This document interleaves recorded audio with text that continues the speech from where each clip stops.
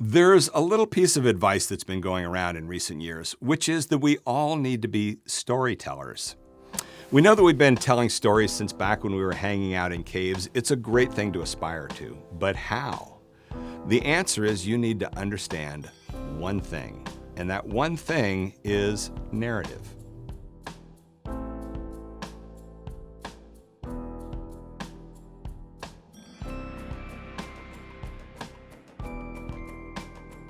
Narrative is everything. I realized this first as a scientist, then as a filmmaker. But the problem with narrative is that it can take a long time to grasp how important it is. Let me tell you a little story about how I first realized this. I made a movie called Flock of Dodos. It was about the controversy over the teaching of evolution versus intelligent design. We interviewed a bunch of creationists and scientists, and then I had a team of editors who began to put the footage together. And in the beginning, we assembled it as a series of segments. So we had a segment on evolution, a segment on creationism, a segment on intelligent design, one on school boards, one on Charles Darwin, on and on. And as we watched the movie week after week, my editors began to find it so painfully boring. It wasn't boring for me. I was interested in the material, and furthermore, this was my life's project. I had everything at stake with it.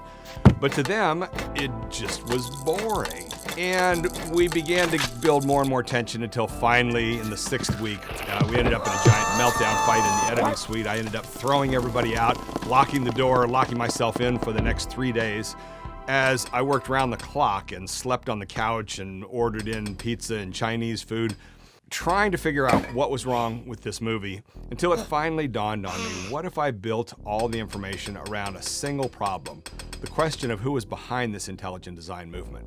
As soon as I set it up that way and began to build this structure, all the other information focused on that central problem, it began to make sense and be much more interesting. And that's what is meant by narrative structure. When I brought it back to the editors, they loved it. They took it the final distance. We ended up premiering it at a major film festival, and it aired on Showtime for a couple of years.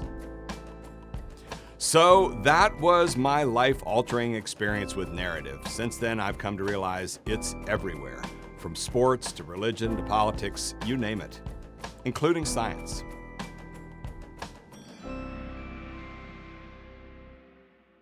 I think the science world is getting better with communication. The real challenge that I have is, are we getting better fast enough? Okay, narrative structure is critical to telling a clear tale in science or in any communication. I've watched people take a whole bunch of facts and ideas and they kind of throw them together. It looks like a bowl of spaghetti. And then you say to them, let's apply a little bit of structure to this. Let's think about the order in which we present it. And suddenly it untangles into one long, nice piece of string. There's a tale that goes from beginning, middle to end, and it's wonderful. Narrative is different. There's lots of different parts to communication. There's being able to use simple language, being able to express yourself in metaphors and analogies. Even improv acting training can be useful, but those are all elements of content. And narrative is about form, which is more important, but also can be a more difficult challenge. The word narrative is being used everywhere these days. What exactly does it mean?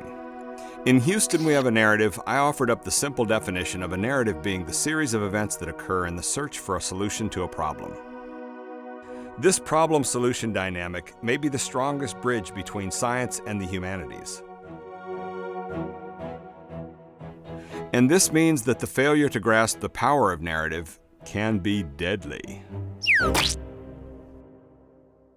Senior voices in the science world are now recommending that scientists engage in storytelling. Even science popularizer Alan Alda urges scientists to storytell.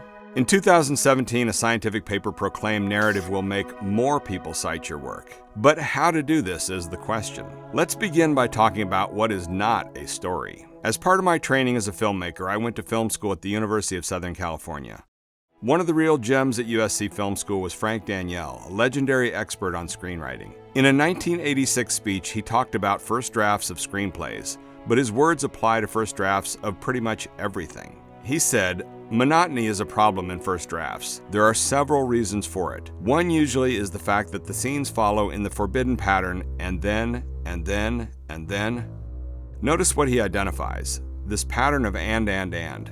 This is referring to just listing events or facts, which can be numbing.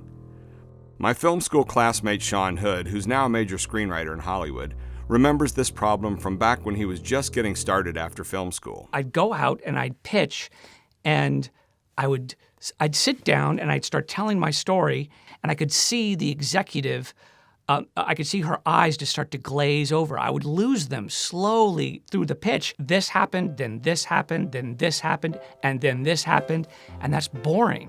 He's talking about the and form. It happens to everyone, including scientists who give a talk where they say, and here's a graph of this, and here's a graph of that, and here's a pile of data. When scientists are called to testify before Congress, they often march into those committee rooms thinking that if they show up with the right set of facts, they're going to be able to win the day. But presenting only facts is the and form, which is a recipe for failed communication. That's a horrible thing to say, but the ands are quite forgettable. And if you were to ask me some ands I've heard, I forgot them.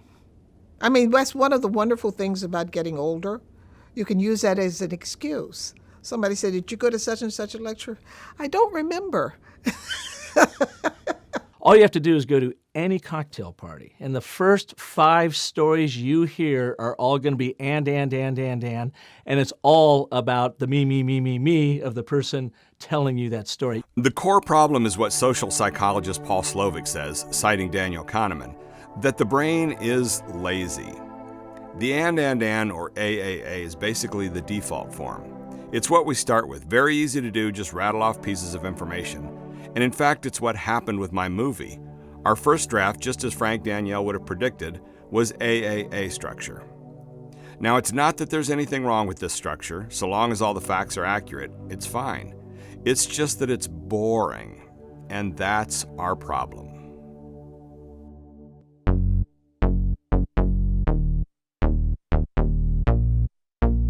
So what's the matter with AAA? It just doesn't excite. Neuroscience is beginning to shed some light on this. For example, Yuri Hassan of Princeton University uses functional MRI to study the brain activity of people watching films. One group watches films that don't tell a story. For this, they use video footage of random people at a park. There's no problem-solution dynamic at work. This is what AAA is. Here's some kids, and there's some trees, and there's a trash can, and nothing to focus on, really. With no story, 2 things are seen in the brain scans of viewers: very little activity and very little similarity in which parts of the brain are active from one person to another. The index of similarity is low, around 10 to 20%. One person is watching a car drive by, another might be watching people. Then they use footage from suspense stories. This is high narrative content, very clearly problem-solution material. He's got a gun, but it's pointed at someone. Therefore, we may be about to see something bad. Not surprisingly, there's lots of brain activity, and the index of similarity is around 70%, as everyone is thinking the same thought. Will he pull the trigger? This is the power of narrative. The problem-solution dynamic activates the brains of the audience and unifies their thinking. So how do you draw on this power? Actually, some people figure it out on their own. When I started lecturing students, I used to do the and I'd list. And in fact, in my early days, but clumsily, but still by accident, I started throwing in buts. I started throwing in, did you know there's this other crazy thing related to it? And you see students going from this to that suddenly. To more formally understand this transformation from boring to interesting, we return to Frank Danielle's speech. He went on to say, in a dramatic story, the pattern usually for the connecting scenes is and, but, therefore. These are the ABT words. They embody the 3 central forces of narrative: agreement, contradiction, and consequence. We like to color code them: blue for agreement, red for contradiction, green for consequence. The ABT is a 1-sentence template that conveys the core elements of narrative, whether fiction or nonfiction. For example, we can talk about the story of a little girl named Dorothy and her life on a farm, which is boring. But then one day a tornado takes her to Oz. Therefore, she has to find her way home. That's the ABT narrative summary of The Wizard of Oz. Or we could talk about a scientist who works on biochemistry and physiology, but has come to the realization that the important questions are at the molecular level. Therefore, is now doing the following molecular experiments. Once you absorb the ABT structure, you begin to realize it's present wherever there's effective communication, like the Gettysburg Address. It's only 3 paragraphs and a perfect ABT. We have a great and mighty nation, but now we're engaged in a terrible civil war. Therefore, it is up to us, the living, to make sure these men did not die in vain. Martin Luther King Jr. began his I Have a Dream speech with an ABT paragraph, and every day on the front page of the New York Times you see the ABT structure where paragraphs even start with the word but. Look for the ABT enough and you start to feel like it's everywhere. Learning about the ABT for the first time is like when someone tells you there's an arrow in the FedEx logo. Once you see it, you're never going to unsee it. The ABT really shows up everywhere. And now here's the clincher. Guess where I first learned of the ABT elements? From the co-creators of the animated series South Park. They talked about the power of the words but and therefore in a documentary. It's been the secret of their success over the years. So are scientific papers written this way? The answer is yes. Narrative structure already exists in the reporting of scientific research, and by definition it does, and there's a well understood formula for that and a structure. The structure is called IMRAD, and the scientific community came up with it around a century ago as a way of forcing the scientific community to use this narrative structure. So it goes, previous researchers have looked at this and this, but they haven't looked at this element before. Therefore, we had these methods, we found these results, and this is our discussion. After formulating the ABT, I took it further by creating the narrative spectrum, for which the ABT is the optimal narrative form. To one side of it is one way in which communication goes bad, the dreaded AAA we've already discussed, where the narrative content is 0 and things become boring. At the other end is too much narrative content. We call this DHY, standing for despite, however, yet. 3 words of contradiction. You sometimes get this form among academics who can talk on 5 narrative planes at once. Despite this, however this, yet this, but this, contrary to this. They can follow each other, but outsiders are totally lost. The ABT is both template and tool that can lead you to the real goal, what I've termed narrative intuition. The ability to sense narrative structure in all situations. Guess what you need to achieve this?